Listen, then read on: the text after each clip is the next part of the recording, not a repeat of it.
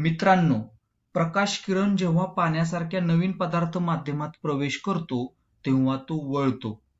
नवीन पदार्थ माध्यमाचा अपवर्तनांक जितका जास्त असतो, तितका प्रकाश हवेतील त्याच्या मूळ दिशेपासून जास्त वळतो आणि हे सगळं स्नेलच्या नियमानुसार घडते.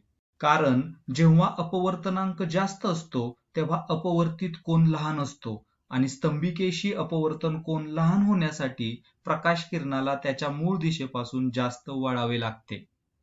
पण गंमत बघा, जेव्हा आपण सर्व दृश्यमान तरंगलांबींनी बनलेला पांढरा प्रकाश माध्यमातून पाठवतो, तेव्हा तो 7 रंगाच्या वर्णपंक्तीच्या स्वरूपात निर्गत होतो, बाहेर पडतो.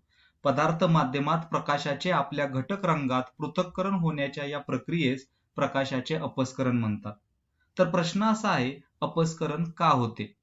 तर अपस्करणाचं कारण असं आहे की पाणी आणि इतर पदार्थ माध्यमांसाठी अपवर्तनांक वेगवेगळा असतो आणि तो प्रकाशाच्या तरंगलांबीवरती अवलंबून असतो.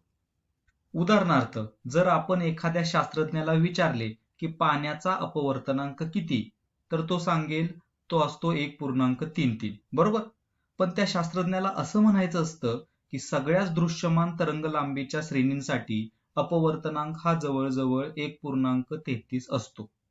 तरी पण प्रत्येक दृश्यमान तरंगलांबीचा पाण्यात किंचित वेगळा अपवर्तनांक असतो. पाण्यातील लाल प्रकाशाचा अपवर्तनांक सुमारे 1.33 असतो, पण निळ्या प्रकाशाचा अपवर्तनांक हा जवळपास 1.34 असतो. तसं पाहिलं तर बहुतेक पदार्थांसाठी प्रकाशाची तरंगलांबी जितकी कमी असते, तितका अपवर्तनांक जास्त असतो.